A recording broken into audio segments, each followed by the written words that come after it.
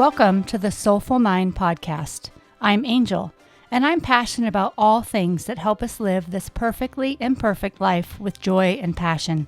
I'm here to share with you a holistic approach to living life. I'm focusing on physical health, spiritual wellness, mental health, relationships, and more. My goal is to take you on a journey of self-discovery. Pull up a seat, get comfortable, grab a notepad, and be prepared to learn how to improve this crazy thing we call life. Let's get started. Welcome to the podcast. I'm so glad you're here. Today we're going to talk with Lubna Zaru.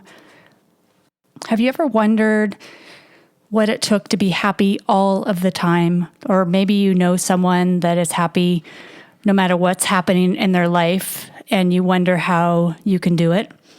Well, Lubna, a while ago, made a conscious commitment to herself to not do anything that didn't make her happy. Now, this included all aspects of her life. So her work, her relationships, everything that she did in her life, she wanted to make sure that she enjoyed it, that it made her happy.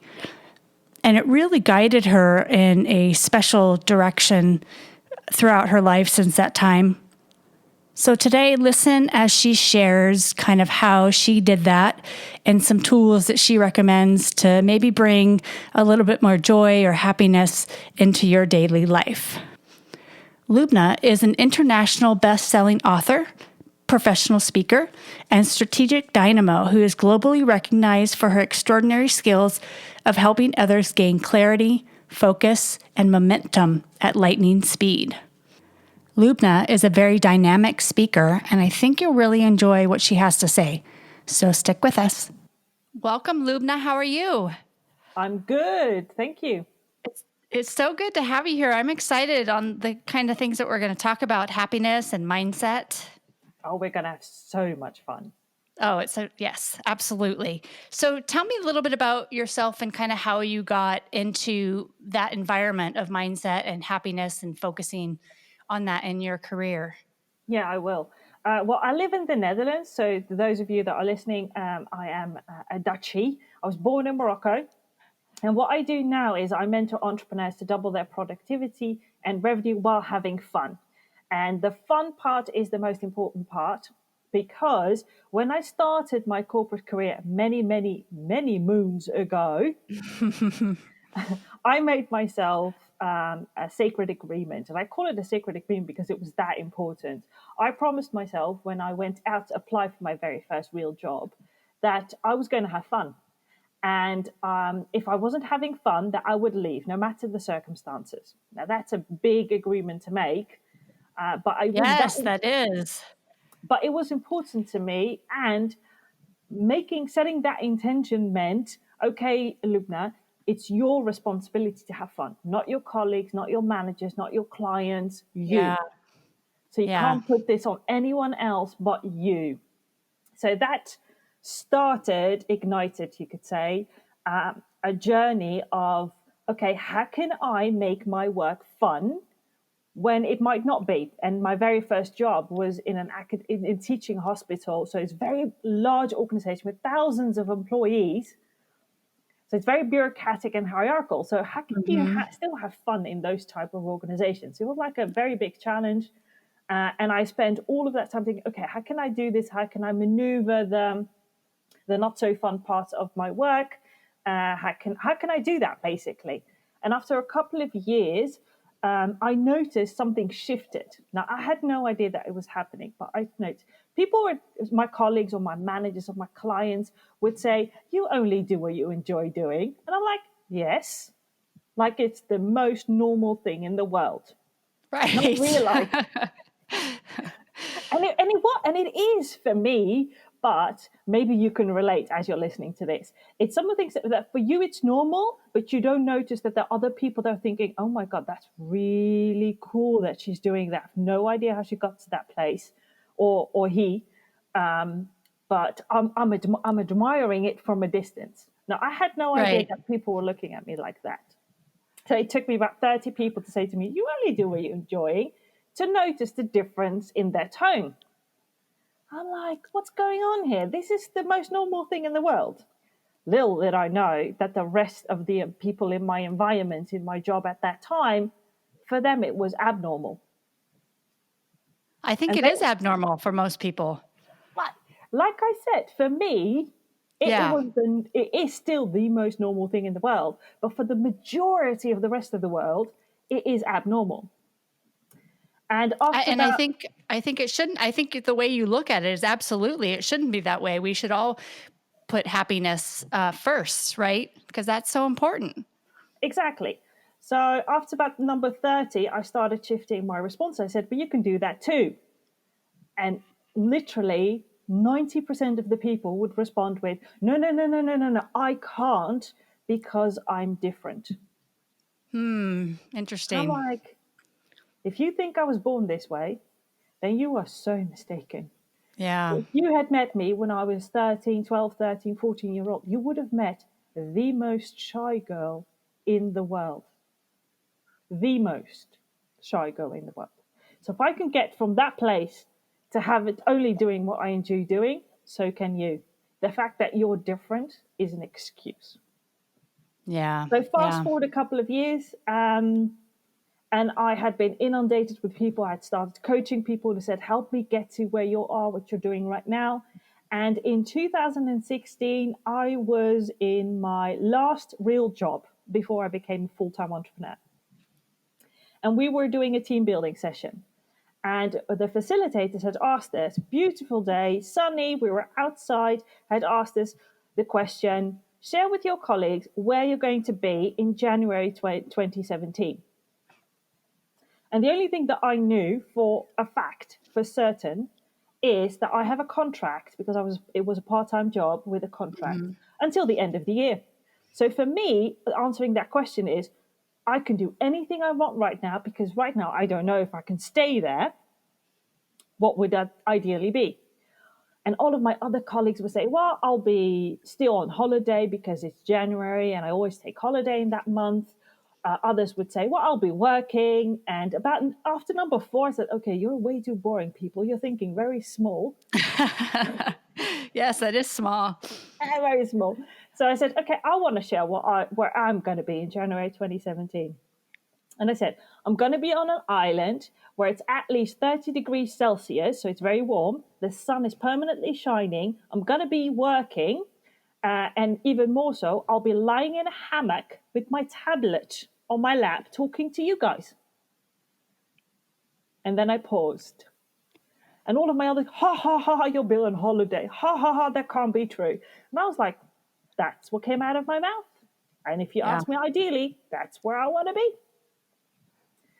Yeah, And that's good. yeah, and a little later, the facility said, choose one person's story to act it out later in the afternoon. So you get some prep time, you can act it out. As you can imagine, all of my colleagues said, we want to act out Lubna's story. So the hammock was 2 chairs, and I was lying between 2 chairs. I can tell you one thing, a hammock is way more comfortable than 2 chairs. The facilitator had a laptop, had a tablet with him. He said, "Oh, I've got one." And my colleagues were standing about a feet or two away from me, and we were having a virtual call together whilst I was on an island in the sun, chatting. That's great. Hilarious, of course. But this was June 2016. Fast forward August, and a collaboration partner, calls me and said, "Look, now you're sitting down." I said, "What do you mean?" He said, "Are you sitting down?" I said, "Well, I'm sitting down now. What are you talking about?" And he said, "You really need to be sitting down." I said, "You're scaring me right now." He said, "I just got a call from an academy that we had been teaching there for about 8 years. And they said, they've asked us if we want to go abroad and teach the 3-day course that we do." And I said, "What's abroad?" Because most of the time they come back and say, "You can teach in Poland or Bulgaria." That's way too cold for me. They said, "No, it's not one of those." I said, "Okay, but you better tell me now where." They want us to teach our 3-day course on Aruba. Oh, wow. Uh-huh. You put that out there and it came right back. Exactly. Now, I'm not a type of person that you can get to shut up easily, as you may have noticed already, maybe not. But Not at all. I was shocked. I'm like, what did you just tell me? He said Aruba. I'm like, are you serious or are you kidding me right now? I was literally in shock. I think, it can't be. I literally a couple of months ago, I said an island. I said a sunny island. And Aruba is a sunny island. Right. So, That's amazing. That's great. It shows you that when you put it out there, it comes right back to you. exactly. I remember the ha ha ha of my colleagues when I said that that is what I was going to be doing in January 27. Well, it starts to becoming real, very, very real. But then the process starts when two countries need to sign a contract and everything that has to happen. So it literally took a couple of months before we know definitively whether we're going or not. But we did, and it wasn't January 2017, it was December 2016. Oh, wow. Full week. And on that island, if any of you have ever been or know things about Aruba, then you know it's also called the Happy Island. Oh, wow. I said, I okay, didn't know universe. that. Yeah, I didn't either. But when I landed, everywhere I looked, I saw happy, happy, happy, happy. You know, when the universe starts sending you so many signals that you're thinking, okay, I'm paying attention. Right. So when I got back, I searched the internet to see are there any courses on studying happiness because I had no idea. I thought it was soft, I thought it was fluffy. And bearing in mind, I've had a career in IT, so I'm used to analytics, project management, that type of thing. Yeah. So studying happiness was not on my calendar. But there were many. I even discovered that you can study the science of happiness. That sounds amazing, actually. I would love to learn that. Oh God, I can get you a link to a free course where you can study this. That I would be paid amazing. I paid four figures for that course, but there's something for free.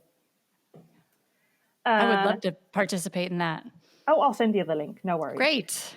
And for those of you listening, if you're thinking, I want to do that too, you know who to reach out to. And Yeah, I will put it in the show notes as well. So that link is in there. fantastic. Literally, I thought, okay, I'm going to do this. So I registered for that course and I registered for a certification program to become a happiness at work coach because I thought there's a science to it. That means I can learn it, but also I can teach it. And that's how I started my journey on the science of happiness and happiness at work. That's amazing because it sounds like you had that mindset already and then people actually came to you wanting it. You didn't even have to go search for people.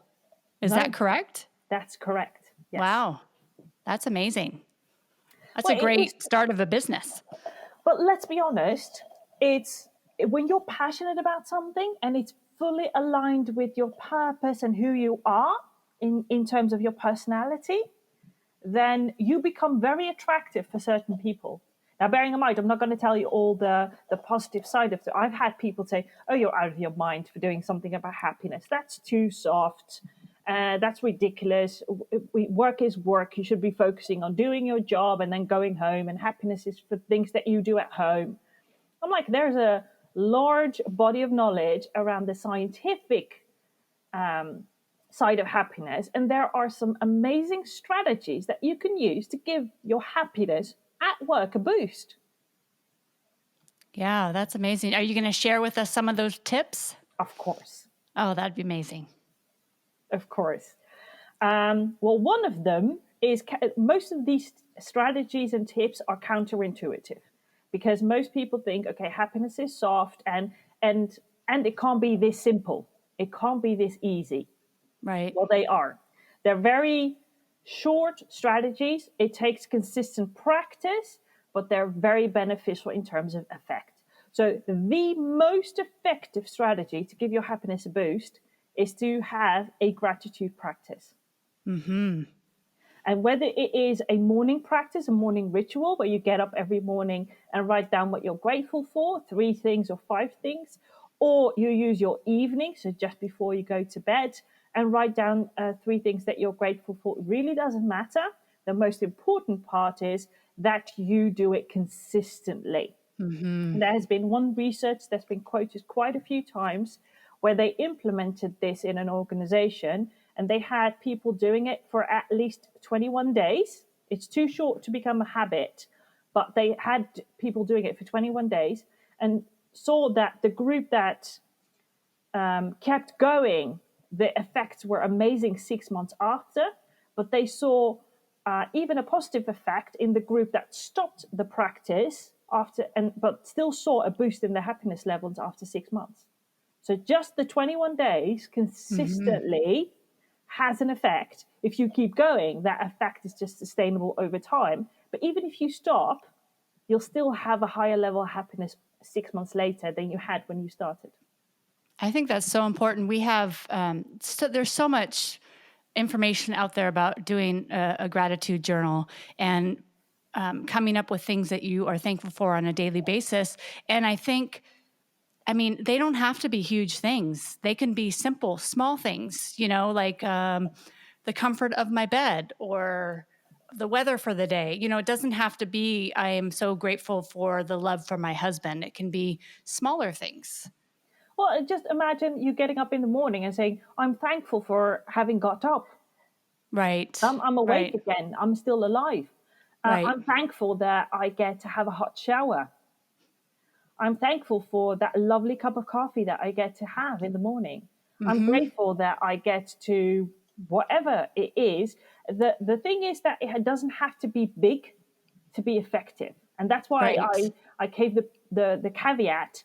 They sound so simple and so short in time because writing down three things literally will take you a maximum of 5 minutes. Mm-hmm. Maximum. And it will be difficult. I mean, in the first day, you'll get to three things easy. You'll be able to write down at least one thing. But by time day number 3, 4, 5, 6, 7, it get harder and harder. But if you go through that initial bump in the road, you'll get into the flow of it. You will start noticing things during the day they're going to write down in the evening or in the morning afterwards. You're going to Mm-hmm. start searching for the things that you're grateful for. So gratitude becomes an attitude instead of a practice. Mm-hmm. Mm-hmm. That's why we Because, say yeah, it allows you to see, like you said, everything throughout the day and be grateful for everything. And you just start pointing out everything throughout the day that it could be this or it could be that. yeah, and you're going to start even if you do that for at least 21 days. By the time you're at day 15, for example, you're going to say to yourself, "Oh, I'm so grateful that this happened." So you don't have to wait until you write it down. You're going to Mm-hmm. start saying it as you are experiencing it, which is an even more powerful Mm-hmm. strategy. Yeah, absolutely. So, what is another tip that you have as far as happiness? What's another thing that people can do? Another thing is your attitude in terms of optimism and positive thinking. Now, that doesn't mean that you have to be positive all of the time. One of the things that I get asked the most when I do a workshop or speak about happiness is, but are you happy 100% of the time? No, I'm not positive 100% of the time. And that has everything to do with the fact that we're human beings. So we experience the wide range of emotions.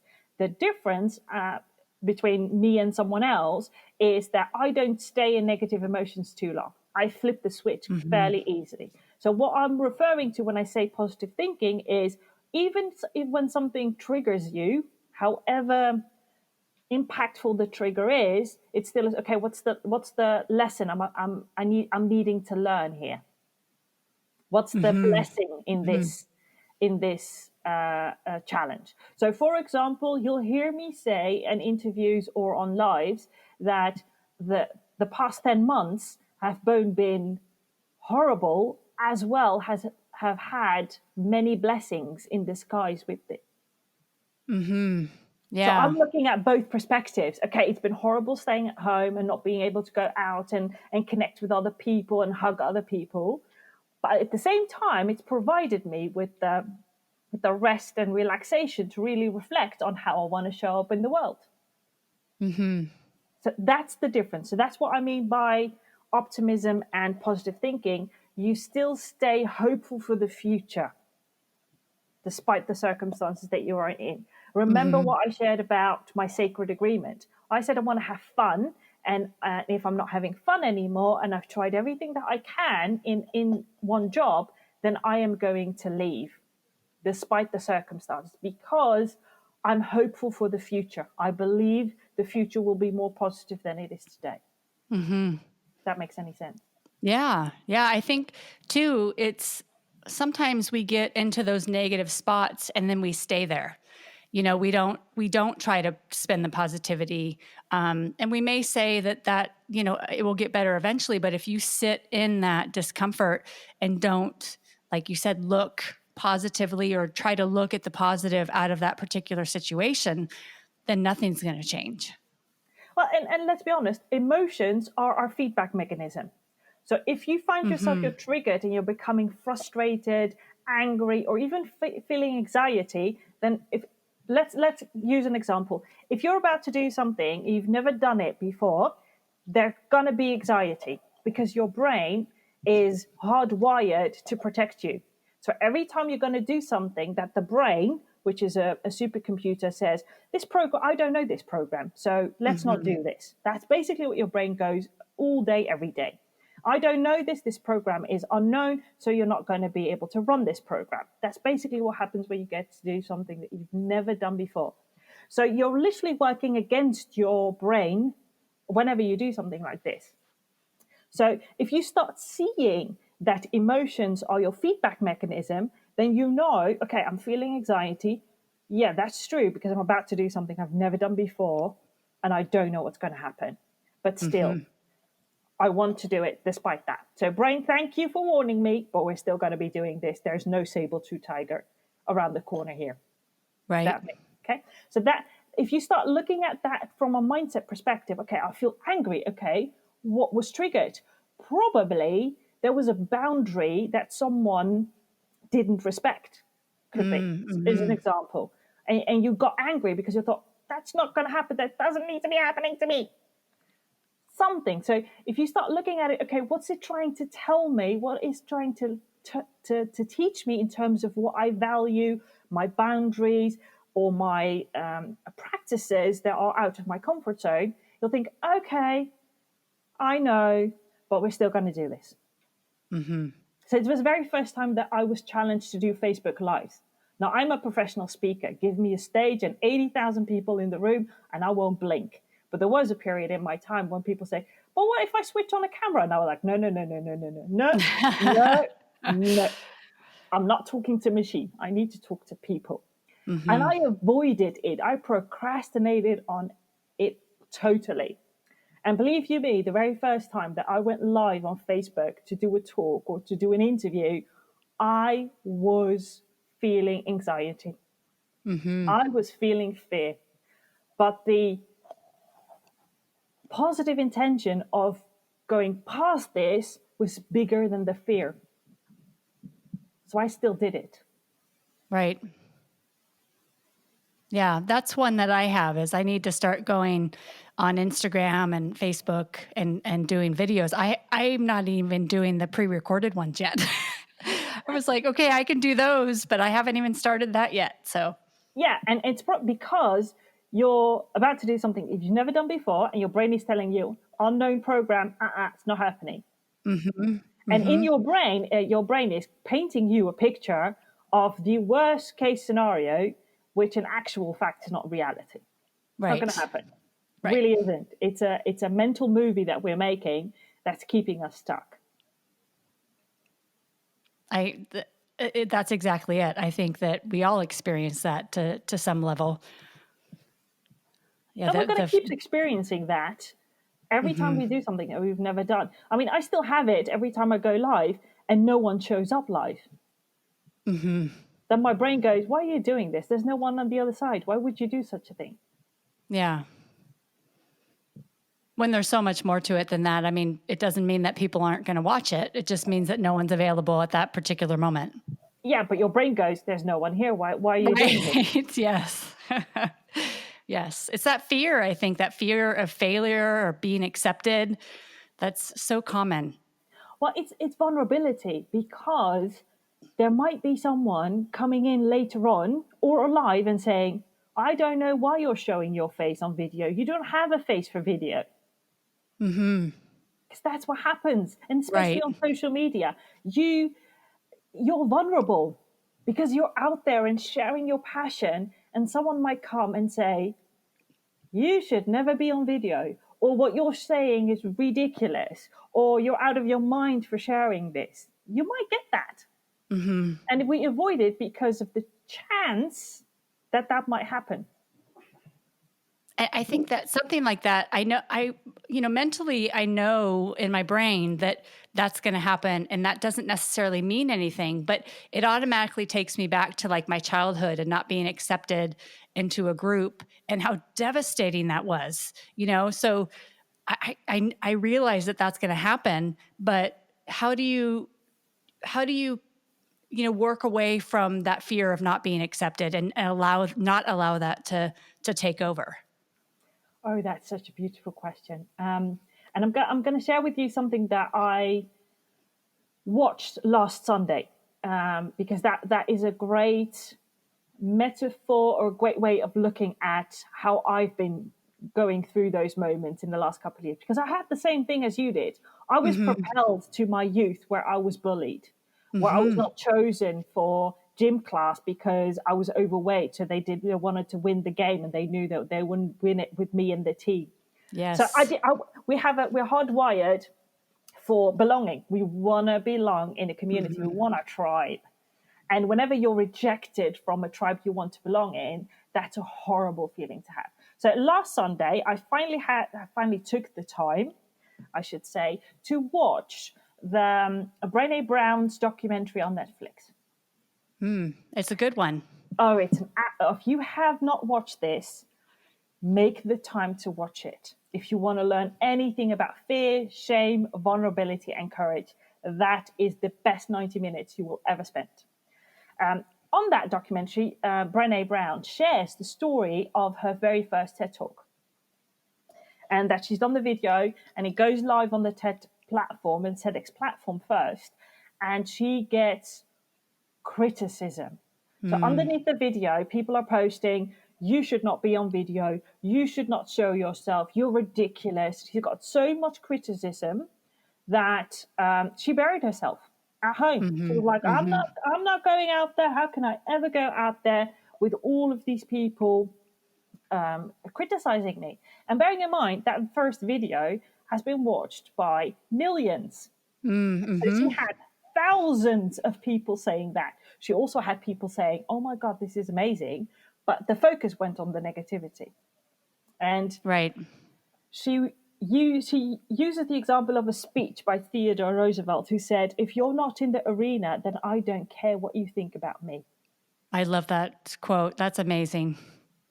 So that means it's easy for someone to criticize you if they're not doing the work. So if they're Right. not on the field, in the arena, doing the work, getting themselves out there, sharing themselves vulnerable, then they don't care. So it literally explains, and it resonated with me so much because before that, I said, I don't care what anyone else thinks of me. I'm me, and I accept myself, the good, the bad, and the ugly. But she says that is not true. You don't care what the people say that are not doing the work. So she literally reframed her mindset from, okay, if the criticism is coming from someone who's behind a screen and not doing the work, then I don't care what they think.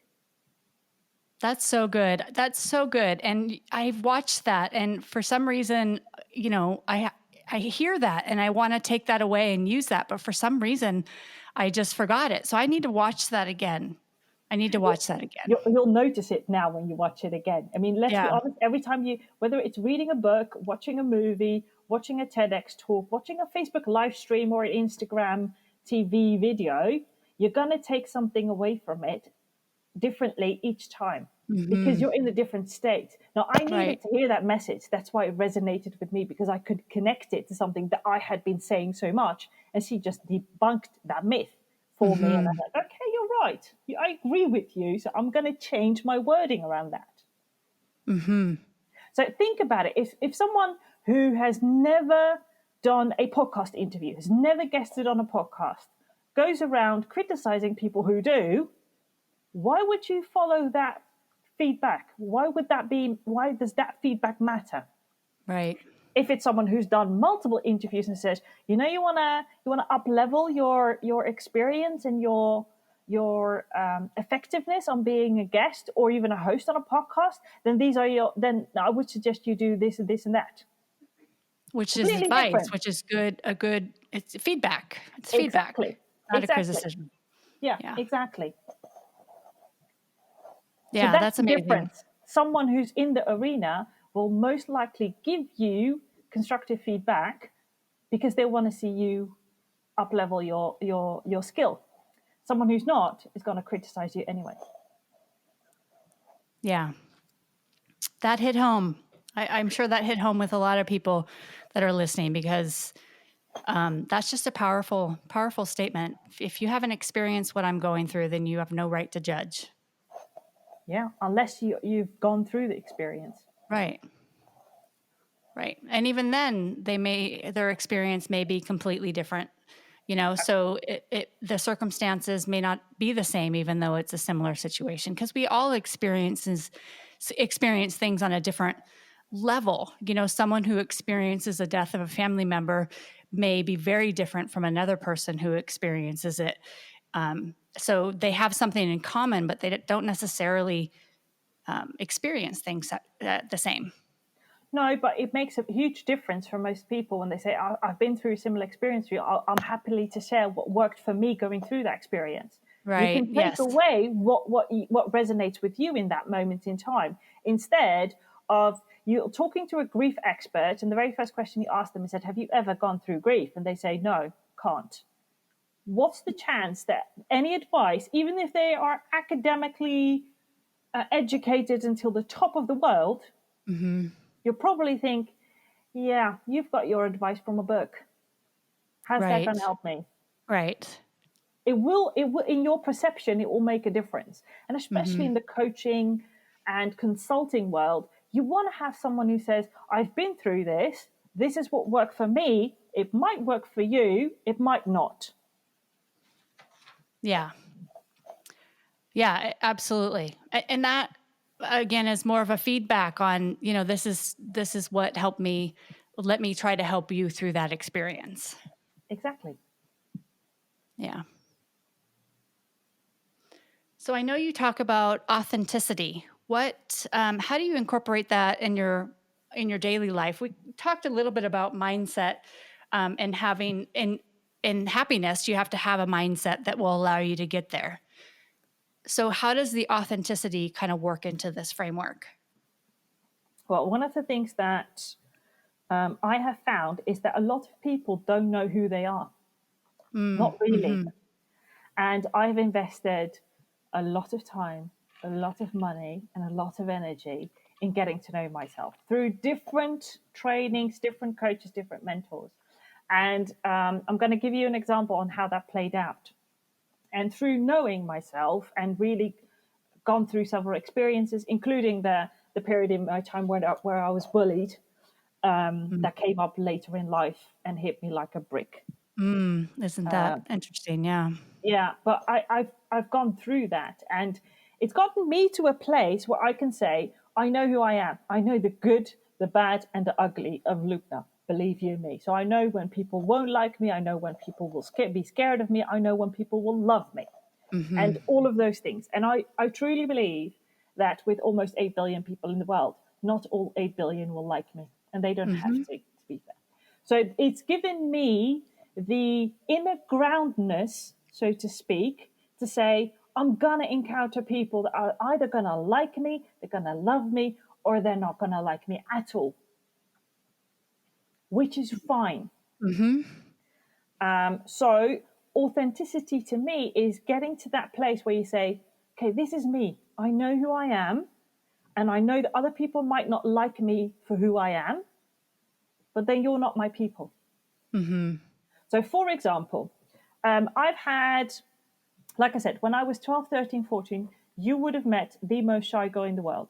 Now, everyone would have said, that means you're introverted. you're a very introverted person, which is one of the dimensions of your personality that you can label your personality Mm-hmm. with. And every time someone said that, I thought, yes, but that's not the whole story. I Mm-hmm. felt it in my bones. I couldn't rationalize it. I couldn't objectify it. If you have to choose between are you an introvert or an extrovert, then yeah, I'm probably more of an extrovert now than I was then. But I still felt it's not the whole story, because how can I explain the fact that I also like to be alone at certain points in time? I really like being alone, which is out Mm-hmm. of character for someone who's extroverted. Until I learned that there are not two options, there are three options to describe that dimension of personality. You're either an introvert, an extrovert, or you're an ambivert, which is you're a little Ambivert. bit of both. That's new. What does that mean? Ambivert is you're literally in the middle. You're both Okay. introverted as well as extroverted. So for Okay. me, when I discovered that, I thought, that's it. I'm an ambivert. That's part of my personality. I love when I'm on stage, I'm the extroverted version of me. I love Mm-hmm. people and I get a lot of energy from other people. But as soon as I've done a talk, then the next day or even that evening, I need to be spending a little bit of time completely alone and completely quiet, Mm-hmm. which is out of character if you're in a group of people that have labeled you an extrovert, because they're thinking, why is she quiet? Is she sick? Mm-hmm. So that's the power of knowing how to explain who you are. So right now, every time they say, are you sick? No, no, no, no. I'm an ambivert. That means I need my alone time just as much as I need my time with people. And that must be a challenging position to be in right now with, like you said, not being able to get out and see people, which is a place that so many people are right now. We need connection with other people, and we just don't have that same connection right now. It is, but I'm also that's my extroverted side connects with people. I'll just call someone and say, okay, can we have a chat for about 15 minutes and just Mm-hmm. connect that way? Or I will have a Zoom call, or I will do something to see another human being, to be able to see their smile, their faces, their expression. That's what I would. So this is just one example and just one dimension of personality. But when you know your personality, you know your behavior, you know your patterns, and you know the patterns that have been with you all of your life, it's easier to see when someone says to you, for example, yeah, you need to be less loud. I'm like, I'm not going to be less loud. I am loud. That's who I am. If you Right. want me to be less loud, you're basically asking me to become someone I'm not. Which I think is brought upon us very early in life. You know, if you are a louder person, you don't act out in class, don't raise your voice, don't, that's not Exactly. ladylike, whatever it might be. Yeah, exactly. And we've all been, and most of you have probably been raised like that way. Oh, that's not ladylike. A lady just talks very slowly and very quietly. Hardly anyone hears her voice. Mm-hmm. You're not the focus of attention. Right. Or the other side is, you should talk some more. I mean, you're so quiet, and that's not good. You won't be able to get a job because it's really, really valued if you're more talkative. And you're thinking, I don't want to talk. Mm-hmm. Mm-hmm. And Or why if not? you're, sorry, Go go ahead. ahead. I Why said, not oh, just accept the person for who they are?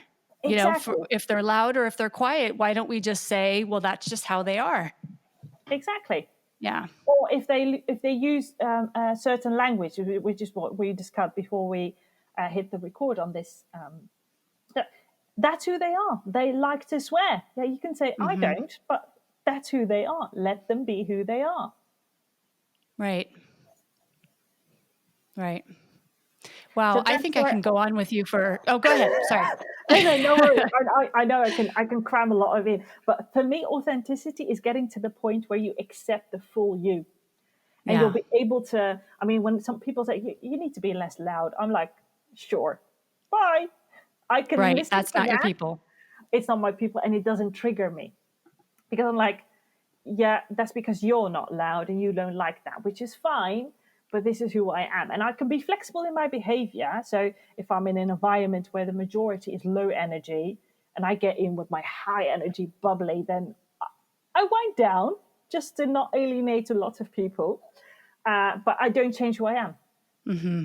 Don't change who I am. I'm not going to start being the 100% introverted Lubna, because I can't. One, it takes up all of your energy. You'll be completely depleted when you do so. Mm-hmm. Yeah, absolutely. And then you're also stifled. I mean, you're also you think that the real you is wrong, so I'm not going to show it. And then, like you said, you can lose yourself in that whole process. Yep. Yeah. That's amazing. Thank you so much. Gosh, I think I can talk to you forever. Well, good. This was a great conversation. If people want to work with you or follow you, where can they find you?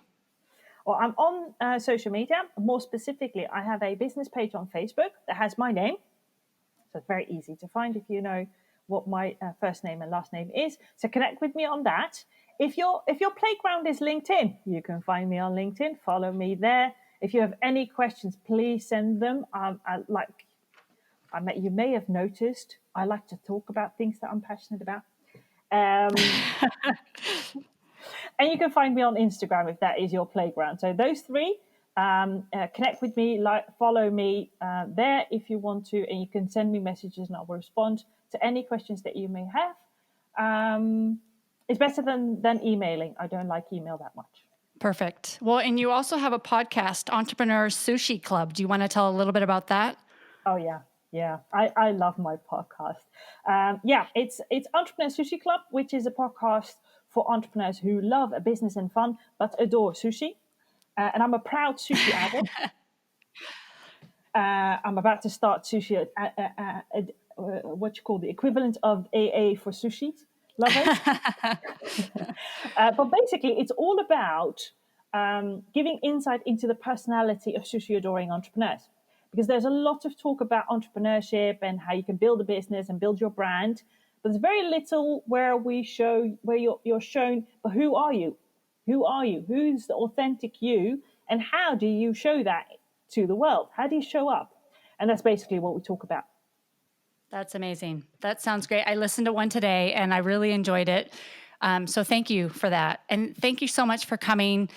I really enjoyed it. It was absolutely fun, like you stated in the beginning. So thank you very much. Well, thank you for having me, and I'm looking forward to listening to your podcast. Perfect. Take care. Take care. Thank you for joining us. If you like this podcast, you can receive our free gift, 5 5-minute meditations to kick off your meditation practice. You can receive them at angelevenger.com/meditations. Link is in the show notes. We would also love to have a review from you. We read each one and it helps us with the show and makes us more visible. You can follow me on Instagram at angelevenger. And remember, you are the only one who can make your life great. Grab it by the horns and let's go. See you next week. Lots of love.